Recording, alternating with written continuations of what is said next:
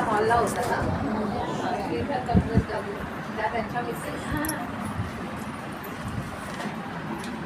number दे ना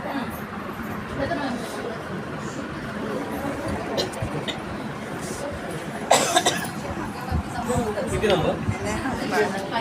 म्हणून